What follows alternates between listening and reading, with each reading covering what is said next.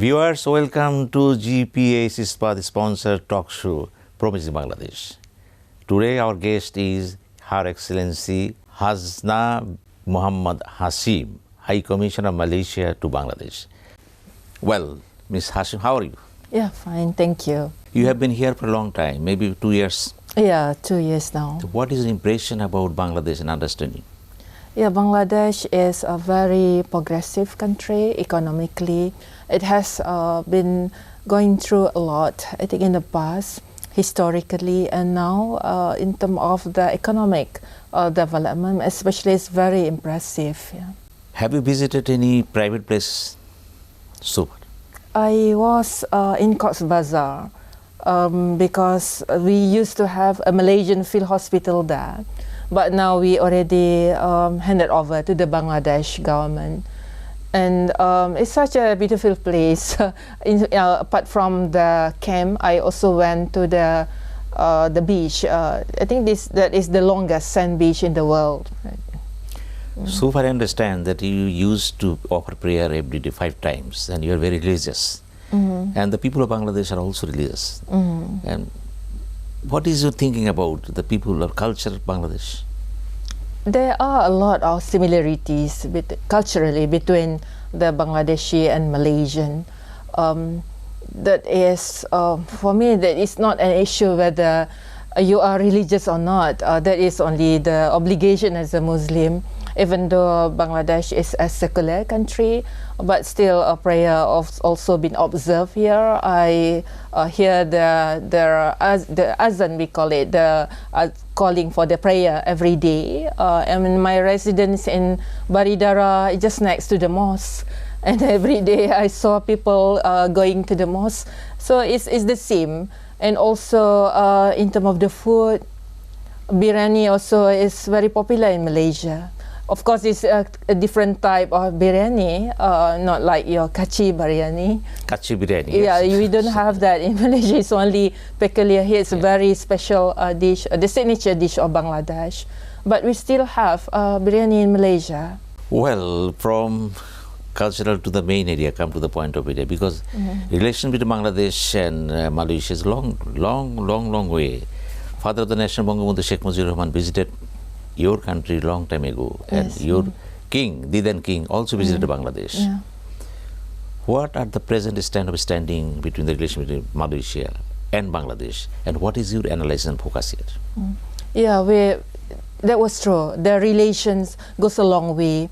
We were the first Muslim nation, predominantly Muslim nation who recognized the sovereignty of Bangladesh. That was on January 31st, 1972. That was officially, of course. Unofficially, it was even before that. And other Muslim countries only follow suit weeks or even months after that. And from there, the relation developed. And we are a brotherly nations.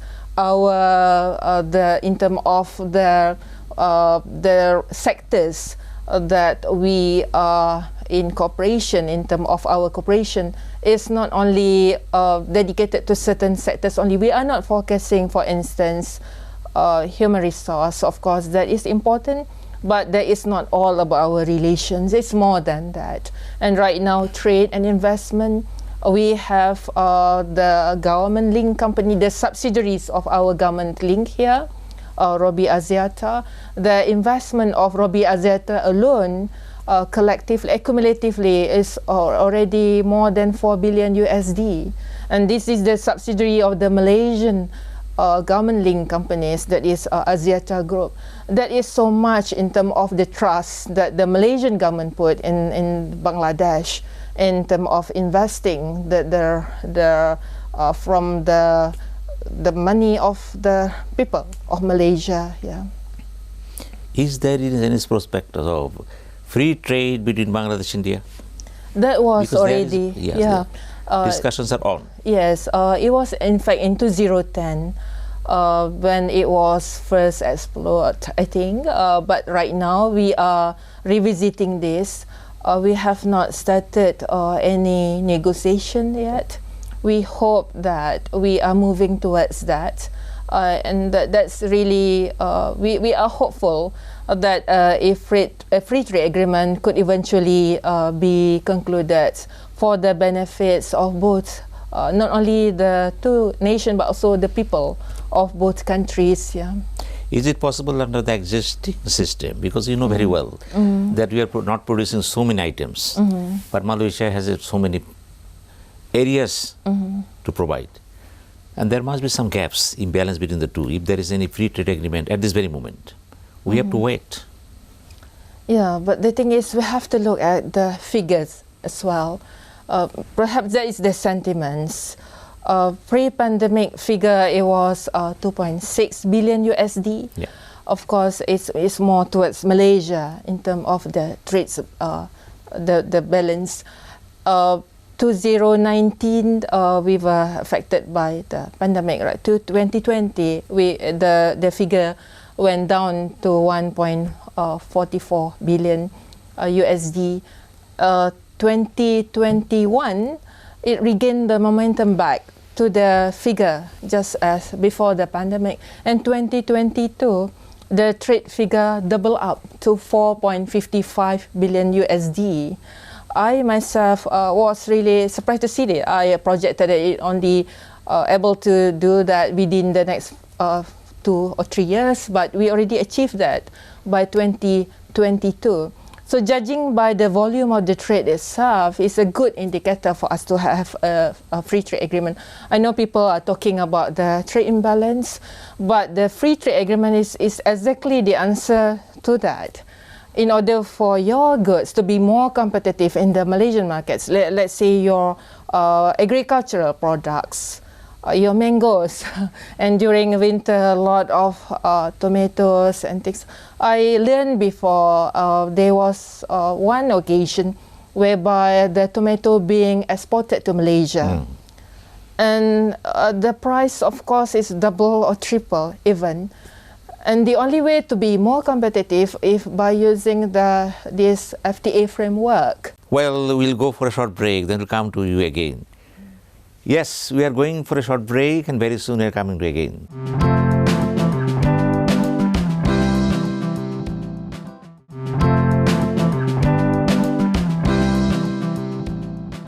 We are back again, and we are going to talk High Commissioner of Malaysia, Haznah Muhammad Hashim.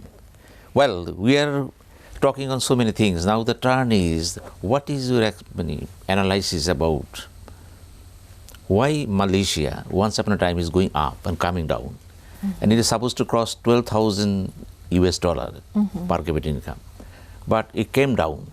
Is it a lesson for Bangladesh also? The thing is, it's true, our GDP now is short of 12,000 GDP, but almost there. And from 1991, when we used to have the vision in order to be developed by 2020, if we look back within this period of over 30 years, the process that is important. As for Malaysia, we have transformed a lot from agricultural-based country to industrial country by now. And the same process, I think Bangladesh can always analyze, and there is a good experience also that can always be not to be replicated by Bangladesh, but something that could be analyzed. Yeah, and again, it is the process that is more important than the result, and we are near there. What is your focus on the development, especially infrastructure development in Bangladesh? And you know very well that we are moving very fast. Commensurate with the process of development overall, and what are the lessons from Malaysia to us? In terms of the development, here is very rapid development. The most important is to balance not only the material development, but also the human resource development. That is so much important. And for us, the vision that we used to have, and now we are implementing it also, not only the material, but also the climate, the surrounding us, the environment, and the human resource and the spiritual also. It must be balanced, and that is very important in order for a country to sustain the development. It's not only that we want to achieve the development, but also the sustainable development that is very important. Yeah. We know very well that people from Bangladesh going to Malaysia for so many reasons. They are doing their business in the field of agriculture, I mean restaurant, I mean IT sector, even in teaching also. And students are going there for higher education. It's a good sign for Bangladesh. And Malaysia is known to us as a second home for Bangladesh people. Why it is talked a second home? What are the privileges you have extended to the Bangladeshi people? In terms of the privileges of being the from the Malaysian government, because it is known as second home for Bangladesh people. It is in the air, it is in the press and media, but government doesn't say it. But it is believed, the Malaysia is second home for Bangladesh. It means it is a land of peace, it is a land of tranquility, and something this. And why? What is your analysis that people are going there? What for?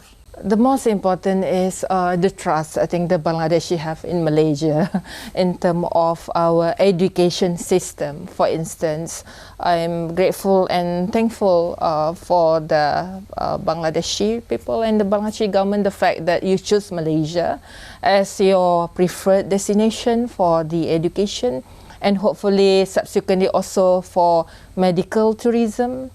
We offer you the best health institution with in terms of the quality is the best, but also in terms of the price, the cost is so much cheaper compared to other countries in the region. So we always welcome the Bangladeshi, and again it also goes to the cultural. I think that's one of the factors. I'm sure many Bangladeshi would feel that you are at home while you are in Malaysia. So I think that is one of the very important factors. Yeah. There are some thorny areas like manpower for Bangladesh. You know very well, in 1999 there was banned. Again it was restored in 2007. Again 2009 to 2012. Again there are some restrictions, and there is a big offer from Bangladesh to Bangladesh. But there are some problems still. But how can this problem be solved? We always try very best in order to improve it. And my government is very sincere about this. In fact, my Home Minister will be visiting Bangladesh soon in order to, we try our best. I'm sure there is room for improvement. And the most important thing is we are very sincere about this. We always thankful and appreciate for all the contribution made by our Bangladeshi brothers in Malaysia. All the contribution for our development, we appreciate it very much, and we always want try to improve it. The thing is, all this the weaknesses, all the loopholes, it's not necessarily because of the two governments. It doesn't cost, in fact, by the government. It's not by the Malaysian and neither the Bangladesh government. There are entities involved in the process.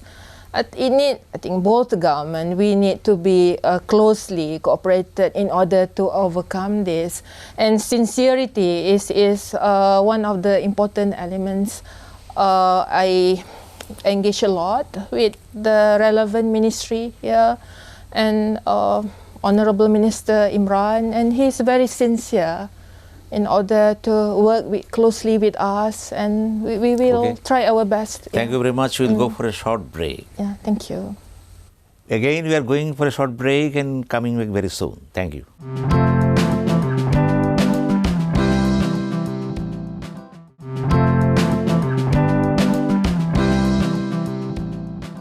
Yes, we are back again and talking to the High Commissioner of Malaysia, Haja Muhammad Hashim. We know very well that there is a big problem regarding Rohingya, and Malaysia being a Muslim country supported us all the time. Yes. And what are your overall analysis and understanding on the issue? The issue regarding Rohingya is not the issue peculiar to Bangladesh. We also feel you. We always, as you mentioned, we always stand by you, and we ourselves hosting a significant number of Rohingyas in Malaysia. Malaysia has been very vocal on this issue. We want a sustainable solution to this, and we want in the end for the voluntary repatriation of these Rohingya back to their homeland.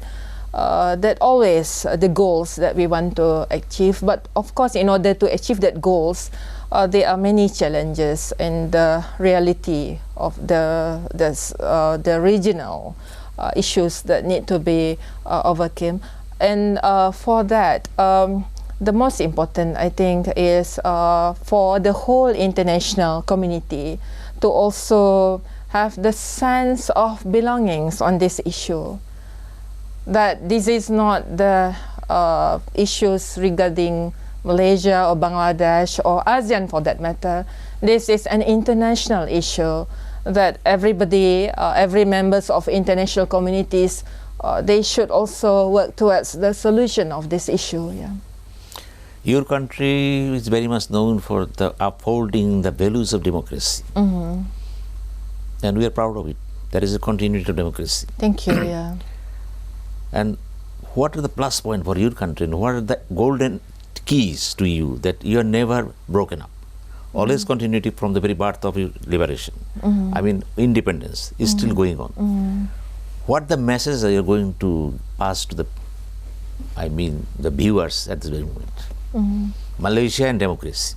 Malaysia as an abode of peace and tranquility. Yeah, you were right. Apart from democracy, the word peace there is the key word.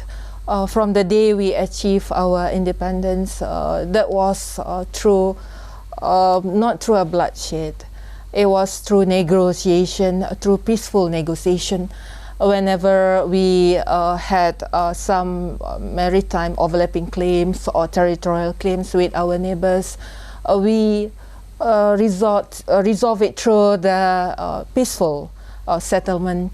We referred it to the International Court of Justice, for instance. So it's not only democracy alone, but by nature, Malaysian is a peaceful people.